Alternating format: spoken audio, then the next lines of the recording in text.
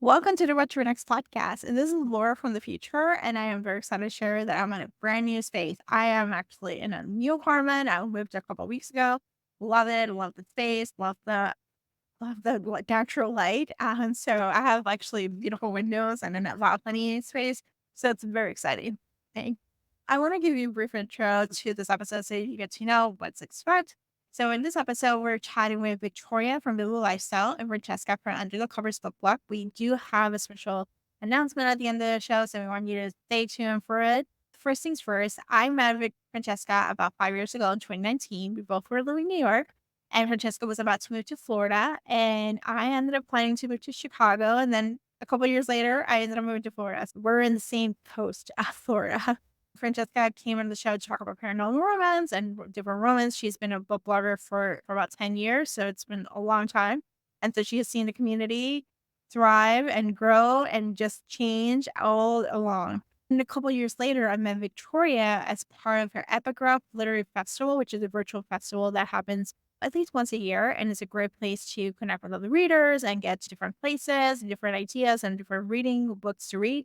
And so we connected. She came on the show. We realized we have similar values, similar interests. And so we started working together. And we've been working together ever since. Now we work every morning. Francesca, Victoria, and I, we meet and chat every single morning. And it's been a great experience just to have built that built-in community. So we decided, well, let's expand this a little bit. So you'll hear more about that. So in this episode, you get to know each other. You get to know our reading tastes, our book tastes, our actually TV and pop culture and the things that we love. You get to know a little bit about each other and get to hear some of our special announcements. So now let's get to the show. Hi everyone, I'm Victoria from Bibliolifestyle. I'm Laura from What to Read Next podcast. And I'm Francesca from Under the Covers Book Blog. We have three friends who met online, and I can say we've met in person too. And it's just been a grand time getting to know all these gals. And I have to say, we have one thing in common. Fun fact, we all live in Florida, though we live in different cities. We're on different coasts. How have you guys been in Florida? So far, I'm in my 7th year, going into my 8th. How long have you been here, Francesca? So I did Florida twice. I came in the year 2001, and then I moved to New York in 2008. So I did 7 years that time. And I was on the East Coast mostly and a little bit on the West Coast. But now this time I came back in 2020. So it's 4 years now. What about you, Laura? So I moved in 2021 to September 2021 to Tampa. I had lived in New York long term. I knew Francesca, we both lived in New York at around the same time. And then I moved in 2020 to Chicago, and things happened, tax reasons happened, and they were like, can you move to Florida? And I was like, sure, I'll move to Florida. And so I've been here for 3 years. Wow, awesome. So my last port of call was actually, I was in London before I moved to Florida. So that was the last one. Before that, I was in Italy with my husband. He was like there. Before that, I was in Australia for some time, back in London. I was in Jamaica. I was in South Africa. So yeah, I've been moving quite a bit, but it's fair to say I think Florida is going to be home. So on the note of traveling and the fact that we've lived in different places, which is also something we have in common, what are top 3 travel destinations? What are those places on the bucket list? Laura, where are you hoping to visit soon? So I'm hoping to visit Barcelona and Madrid. I'm hoping to go to Spain. I've been to Lisbon. It's like one of my favorite cities. So I want to do like one of those trips where we go a couple weeks and just travel around that Iberian coast. But I love Aruba. I've been there a couple times. It's one of my favorite Caribbean islands. It's just fun to just go. What about you, Francesca? Where do you want to go? So I want to go to India. My mom lives or was living half a year in India. So I definitely want to go when I can spend at least a couple of months, because I want to do a lot of traveling, all the non-touristy things, because obviously she knows plenty of locals. So I think I'm going to get a nice, good experience. So that's been on my huge bucket list. And also Thailand. So again, I feel like that's east is where I want to go. I've done plenty of Europe travel, but yeah, I would say probably more of the east is where I want to explore more. And Australia. And Australia. That has been on my bucket list for a while. I love Australia. My husband hasn't been, so I want to carry him, but that would be like a bucket list destination for me. Yeah. I've never been to New Zealand though, which is nearby. Mhm. So the hope is, okay, maybe, the stars can align and we have this 1 month off from work, hopefully. Would love to take him there so he can see it, but I would love to go to New Zealand. I've never been there. I'd love to go to Japan. Japan is big on my list, although I just read an article saying that so many tourists are flocking to Japan. They had 3 million tourists in 1 month, which Wow. was insane. I was like, ooh, that's a lot of people. But we have something in common, Francesca, India. I would love to go to India. I'd also love to go to Sri Lanka. I think the East, I've been to some Eastern countries, but majority of it has eluded me.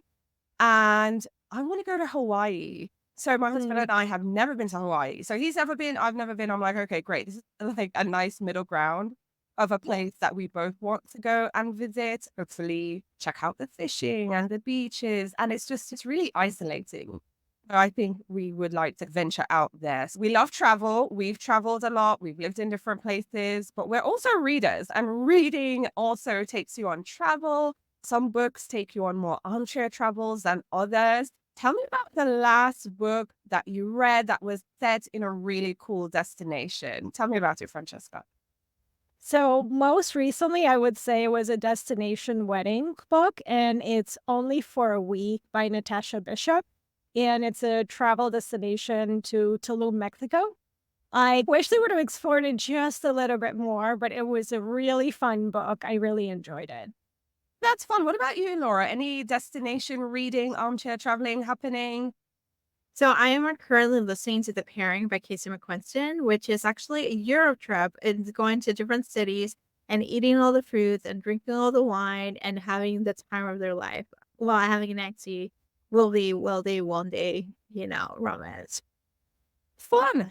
I just finished, because I was chatting with her for the podcast, Jessie Rosen. She wrote a book called The Heirloom.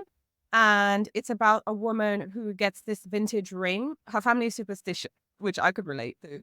And they have this rule: do not accept an engagement if you have a vintage ring or an heirloom from someone that you don't know, and you don't know like that family's history and karma.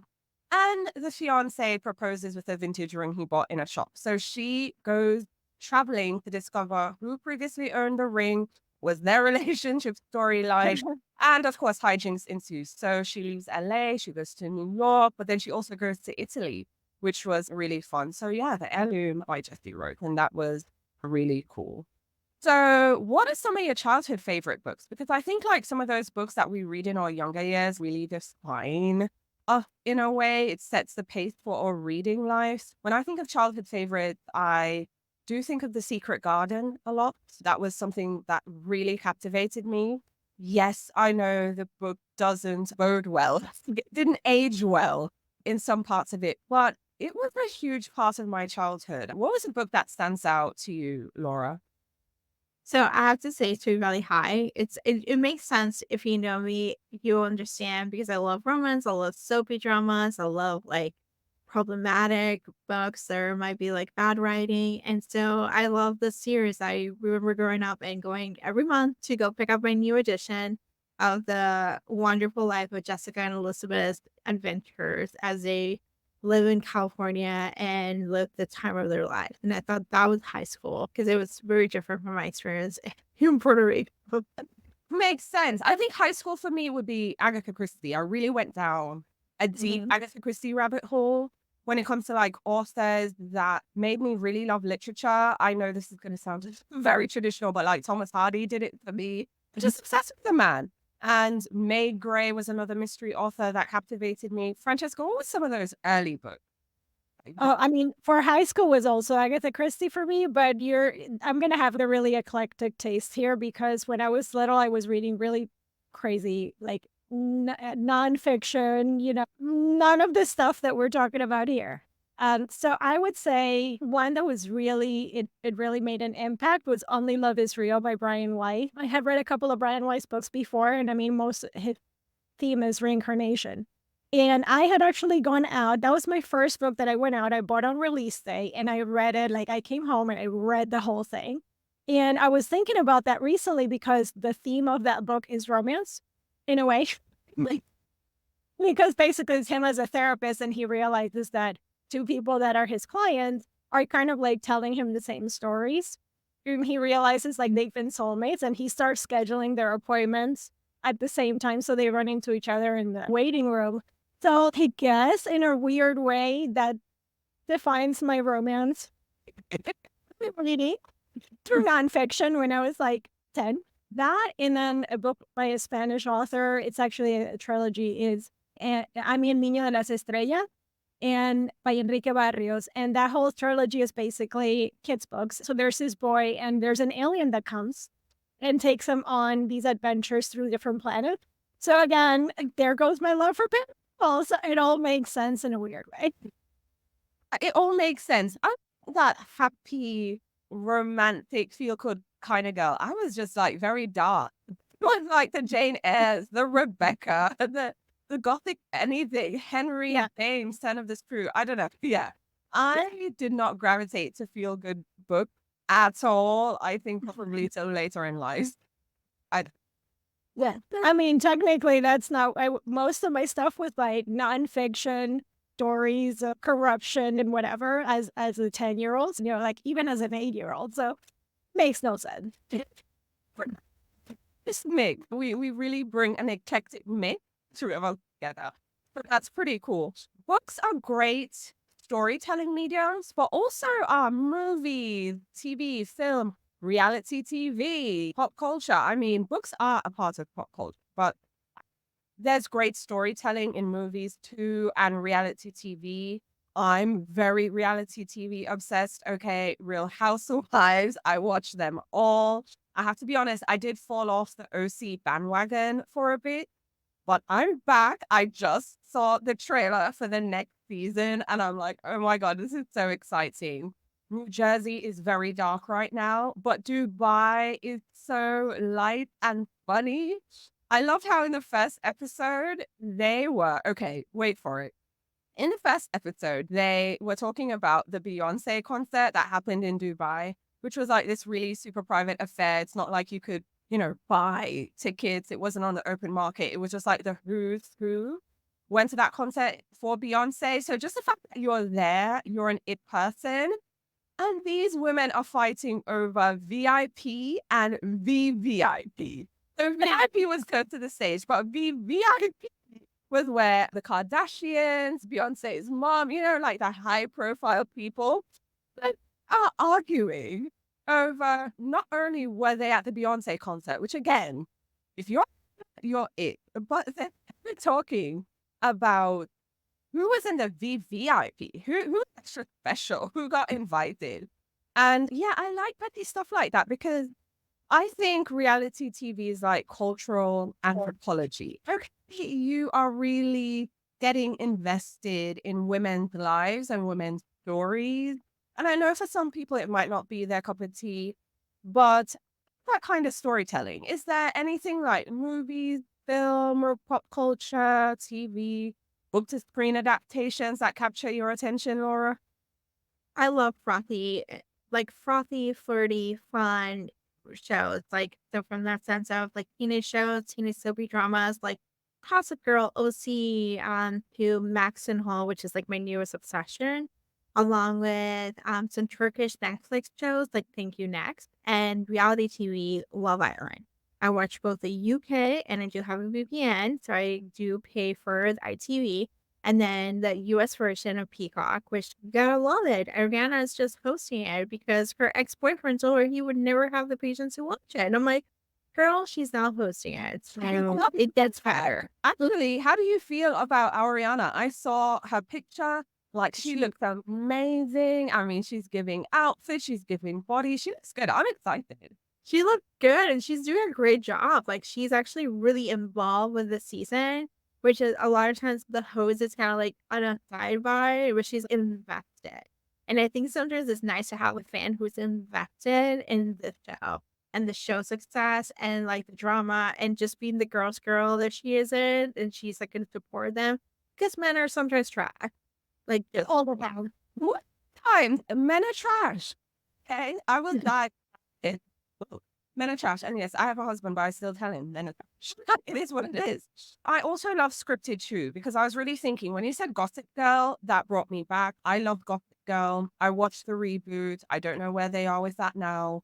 I also love this show called The Gilded Age. I am obsessed. The Gilded Age is on HBO. I think because I grew up with the English period dramas and all that stuff, like for me, I'm over it. I was really excited for an American period drama. We really get to see, the who's who of New York at that time, the Astor family and all the other people, the railroad people, JP Morgan people. It was just really fascinating. So I'm obsessed. And The Gilded Age is on HBO Max. Francesca, what are you into? Movies, film, reality TV, anything. What are you watching? My reality TV days kind of like dropped in the early 2000s. I used to watch a lot of it, and that's probably because I don't watch as much TV nowadays. So that maybe has something to do with it. But probably what I spend time watching is either one type of book to screen adaptation. Like I do watch Outlander, and I am following Bridgerton, obviously. Fun fact is that I really haven't read the thing. I am watching it, but I didn't read it, which is fine. No, I mean, I did read a couple of Bridgertons, but not, not the whole thing. The whole thing. And then other than that, I kind of like darker things. So either action series or movies or a lot of mafia TV shows, serial killers. I was a big fan of You, that one I actually read, but I really enjoyed also the TV show and stuff. So yeah, probably a little bit darker on what I watch than what I read, although I do read also some dark stuff, but yeah. That's funny. So I read the darker stuff. Like I live in the pages of the darker stuff, but I will not watch it on my own. If my husband has something going on, occasionally we'll look up a horror or a mystery. And quite honestly, I find some of the documentaries on ID scary. I'll watch it with someone, but that is not a rabbit hole I'm going down by myself. So that is very interesting. Also, I know folks tend to compare like the book to screen adaptation thing. I used to do that. So let me say, I'm reformed now. I used to do that. I always say the book is better. But now I think I'm in a space where I'm recognizing they're two different storytelling medium. So the book is giving us one story and what's on screen is another story. So I'm not really measuring them the same and expecting the same result. Yeah. But anyway, so I'm going to get into some rapid fire questions, right? A little bit on our reading preferences, a little on genre, and a little on self-care, because the thing is, I don't take myself too seriously, especially when it comes to books and even watching television. It's all fun. Okay, so we're going to start with reading preferences, rapid fire. So fiction or nonfiction, Laura? Fiction. Francesca? Fiction. Same for me, fiction. Paperback or hardcover, Laura? None. Audio or ebook. So it's do not read physical books. Okay, what about you, Fran? Same like Laura. However, if I had to choose hardcover. Yeah, I'm a hardcover girly. Okay, so clearly e-reader or physical books. I think I know what Laura's going to say. E-read. Fran? E-reader. Although, I mean, no, I prefer audio than ebook anyway. So I would go audiobooks than e-reader. Well, I'm a physical book girl over e-reader. Now, here's a tough one for you guys then. Ebook or audiobook? You can only pick one, Laura. Ebook or audio? Audio. We're in the audio era. Same, audio. I'm choosing audio too. Miss out one book at a time? Or do you have multiple books going at a time, Laura? Multiple. I have 110 books that I'm currently reading Goodreads. So yes, it's multiple. What about you, Fran? You definitely beat me, Laura. It is definitely multiple, but probably like when I have 7 or 8 going at the same time, I feel like I'm doing too much. So 100 is a lot. You know, I do multiple books, but I kind of like to just finish one story and be done with it and then move on to the next. So I'll start multiple books in the beginning. So multiple in the beginning, but then I'll commit to one and finish, and then I'll go back and commit and finish. So I start with multiple, but I ultimately want to finish one first. Okay. Yeah, and for me also, it's the format because there's always got to be at least one ebook and at least one audiobook. So that's the bare minimum. And Alright. then also about my mood, you know? So I like to have something going that's dark, maybe something going that's light. And then depending how I feel in that moment, that's the one that's getting picked up. Yeah. I think formats I do mix because I will have an audiobook which is separate from what I'm reading because like my brain can separate them because it's like Mhm. different storytelling mediums to me. So yeah, no, that's cool. So I guess Francesca, mood reader and plan TBR. You're clearly mood. Mood, 100%. You, Laura. Mood. Mood. I can't follow a plan to save my life. I try. I try, and I really do have best intentions, especially when I'm reading for the summer reading guide. I'm like, okay, I want to get through these books, but I will stop now. I'm like, no, next. Just, I can't help it. I really can't. Yeah. Okay. Do we eat snacks when we're reading, or you prefer to have just a beverage going? What about you, Laura? None. What about you, Francesca? None. I don't, I'm trying. It's just, yeah, no. No, I like munchies. Bare minimum a beverage. Like I would say both. But they know from meeting me in person, I get hungry. I need food. I need food. Okay. Books that are less than 500 pages or books more than 500 pages. Laura, Less than 500. where are you from? Less than 500. I feel like there's very few books that need to be over 500 pages. And most of the books that are over 500 pages, to me, there's just too much fluff that should have been edited out. I have no patience for that. No patience. Okay, so I have a little notation here. I will say less than 500 pages for most of the year, but over 500 pages during the winter time. Don't ask me why, but late fall going into winter, like I just want that one big chunky book. That's going to keep me going for a while. I don't know. I guess it's the mood. I want to commit to something longer term. I don't know. But that's what happens at winter. Okay. Are you more a slow reader or fast reader? I'm fast. What about you, Laura? So I am a medium size, I guess, because I used to be a fast reader and now I'm slow. So we're just averaging to medium. Okay. What about you, friend? Same like Laura. I used to be a really fast reader. And I've come to terms with the fact that I'm not like that anymore and I don't want to be like that anymore. So yeah, that was a process getting to be okay with that because I used to read so many books. So I'm fine. I'm fine in the medium. Happy medium. No, I'm fast. The way you know I really love a book is when I slow it down. When I slow it down, it's I don't want to leave this world. I don't want to leave these characters. And then I really drag on it. And then my husband will be like, I'm like, yes, a chapter a day. I don't want to end. I don't want it to end. So yeah, I'm very peculiar. You know I love something when I slow it down. Okay, genres. It's tough for you guys, I think. Romance or thriller, Laura? Romance. What about you, friend? Romance. Yeah, I'm a thriller. I'm just great thrillers. Like I can't live without that. Okay, horror or mystery? Mystery. Mystery.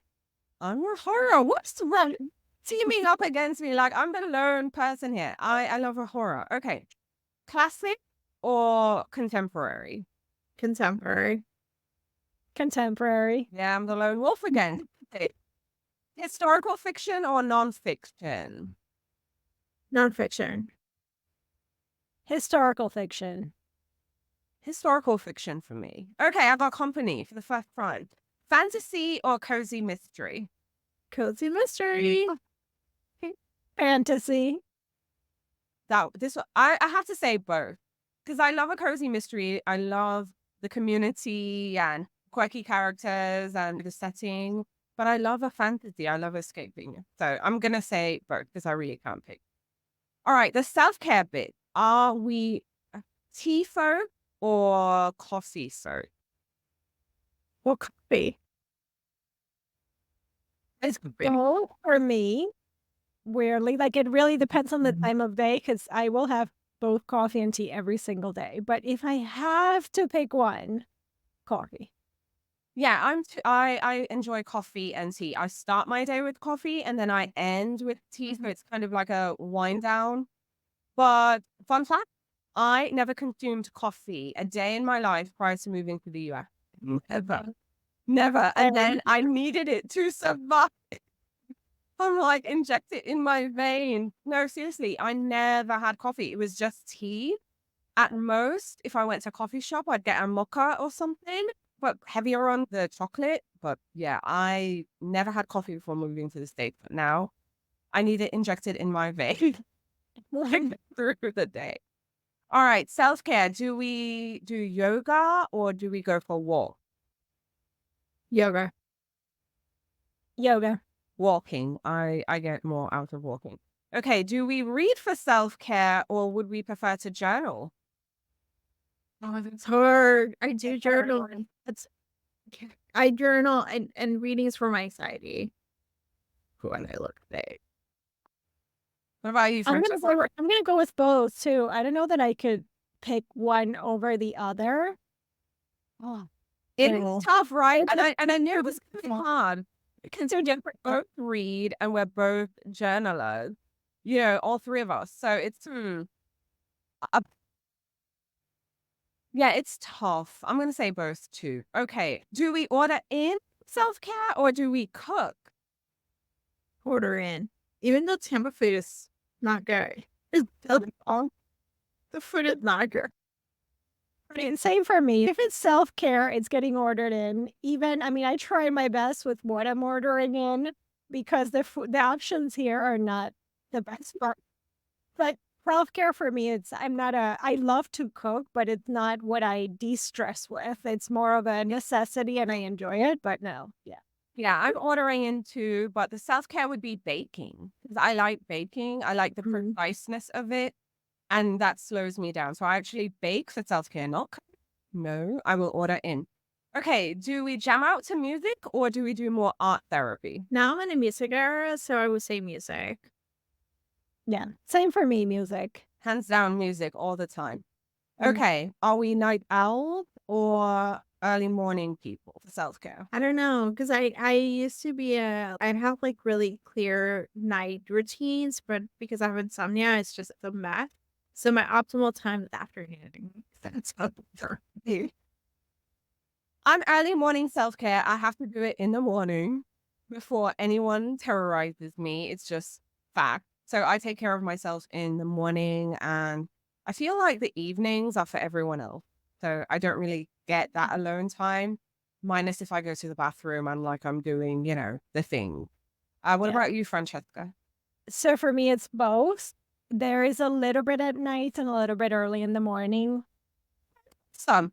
Well, I think folks will get a good grasp of us, who we are, hopefully, from this, and that kind of thing, from our reading to genre preferences to how we slow down and take care. Because again, I don't like to take myself too seriously, especially when it comes to and reading and all of that. Yeah, but we have an announcement to make. Francesca, Laura, Fran, how about you announce it? Because I've been doing a lot of the chatting for this one. Okay, so we have a very exciting new show to bring to you guys, and it's going to be a weekly live video called Noble Night. And I guess you can think of it this way. We don't really like to leave our house too much, but we still enjoy talking to our bookish friends and talking books. So you can come and hang out with us once a week on live. It's going to be on YouTube. And just come and participate. We'll have fun every single week. We already have a ton of fun activities and topics planned. And you're going to get all of our different points of view, books recommendation, a little bit of bookish tea as well. It's a lot of seasonal content, so it's depending on where you are. So we might have some spooky, we might have some holiday reading, we may have some summer reading. So just be ready for seasonal recommendations, which is what Victoria is very well known for. Yeah, I love living with the seasons, you know, from seasonal reading guides to seasonal living tips. I mean, that's how I live my life. So that's the kind of content I like to share. So I hope you guys will join us. Okay. We're going live every Thursday We're starting the first Thursday in July. So let me get my actual calendar to tell you. So our first show, actually, no, it's the second Thursday in July. So our first show is going to be July 11th, 2024. Join us on YouTube because if you don't like leaving your house, except for those rare occasions, I think you will love hanging out with us too because we don't want to leave our house, but we want to talk with you. So I hope you'll join us. It's going to be a fun time. All righty, everyone. Well, thank you so much for listening. Again, I hope this episode really helped you to get to know us a bit more. And I hope you will join us at Novel Nights. Again, every Thursday, 7 p.m. Eastern Time. And our first show is July 11th. All righty, everyone. Bye. Bye. See you there.